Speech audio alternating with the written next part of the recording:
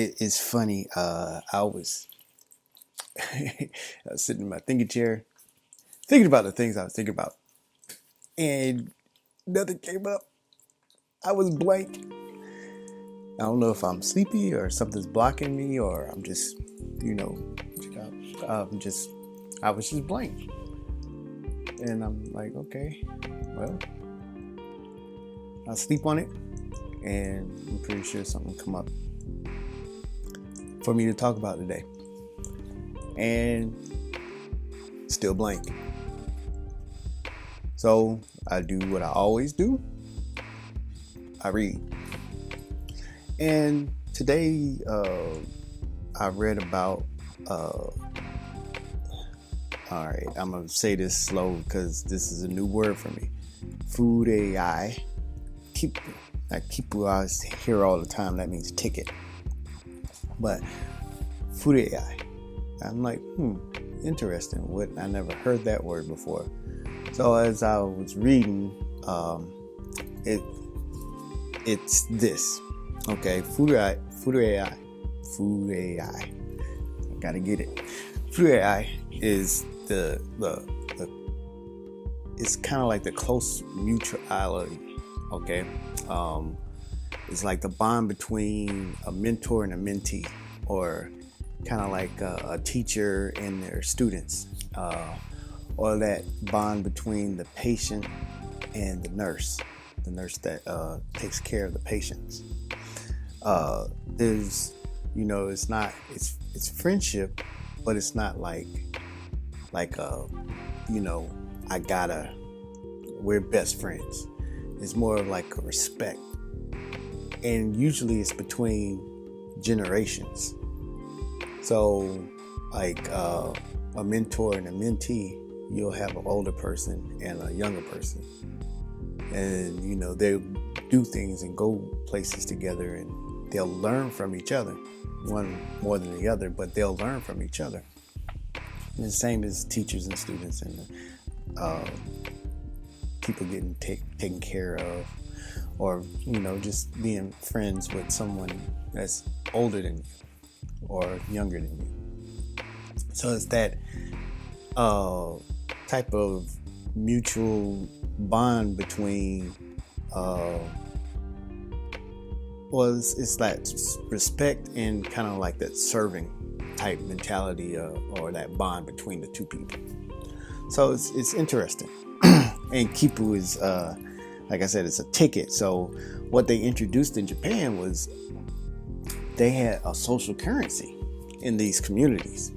And when you had that type of relationship, like you serving as a mentor to someone, or you were doing things with a younger person, you would get tickets, and you could use these tickets to buy things at certain stores or something like that. Whoever participated, I was like, that's interesting. That'll keep community involvement, and people can really learn from each other, instead of closing themselves off from society. But I know for a fact that since we're built different here, it might not work as well. But that had me thinking, though, we all have emotional bank accounts. I've talked about that plenty of times. Emotional bank accounts. So it's not social currency, but emotional bank accounts. And we all have those. And each relationship that we have has an emotional bank account. So you have it with your spouse, or you'll have it with your children, or your cousins, or your family, anybody that your boss, your co-workers. There's an emotional bank account with each person, right?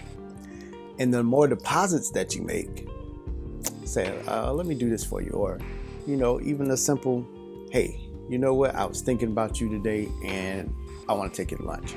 A deposit, each deposit made, increases your bank account. And we like to increase our bank accounts. But all these things that we do we make withdrawals. It's like, hey, can you do this for me? And nothing in return. Or, it's just like, you say something, you're not thinking, and you're like, man, I don't like what you got on today. You need to go take that off. And you keep going. It's just a little ding, or a little demerit, or a little withdrawal. And if you make more withdrawals than you make deposits, then you get overdrawn. And that person that you're taking from, if you're taking and taking out from the relationship, then that person will start to avoid you or resent you or start to feel bitter. It starts to turn south. All right. And you might be like, what's wrong with them? I didn't do nothing. I just asked for this. But, you've been making withdrawals the whole time and not noticing. So now that person doesn't want to be around you. So you got to make deposits, okay? And I won't go into, there's always, the closer that you get to a person, the more you'll see how far, like, if you speak in the love language, say like, for me, personal touch goes further than you doing something for me. So, like, if we were together and holding my hand would be really special to me. That 6-second touch. Let me turn this off. That 6-second touch, right? That means a lot to me. I'm a touchy-feely person.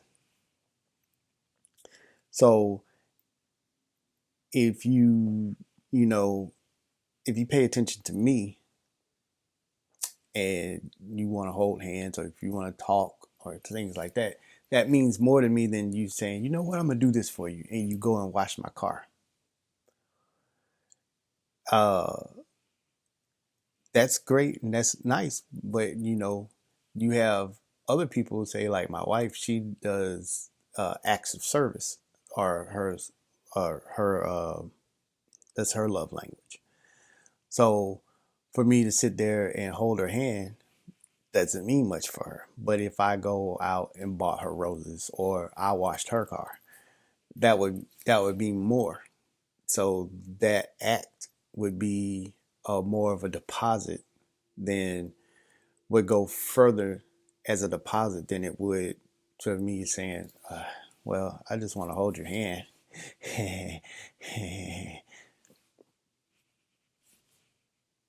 Not much of a deposit there.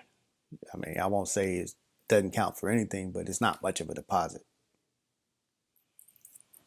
So do things that really has the other person in mind. This is a service or an act of service. You want to be rich. Okay.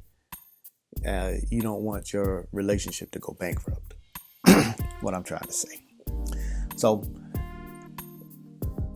as always, each and every time that you're with anybody, make it a ichigo ichie, and that means once in a lifetime meeting. That's a deposit on both sides. Okay, so you keep that in mind throughout your day. Make some serious deposits. All right.